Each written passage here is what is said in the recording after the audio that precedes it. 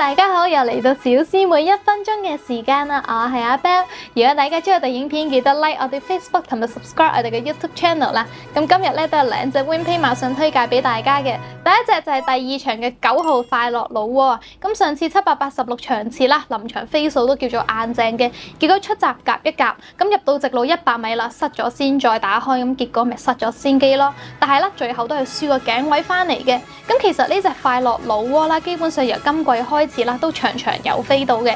馬房今次做足功夫，揾埋周俊樂連操3科，拍草閘嗰課啦，狀態相當之好嘅，30分係時候要反彈啦。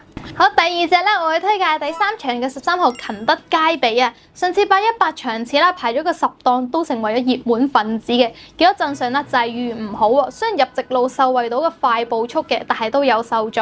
今次排檔轉好啦，執咗個好檔喎。今次作出配備上面嘅轉變，相信都係騎師覺得佢直路唔夠集中嘅。咁3歲仔絕對有上升空間嘅，就搏佢啦。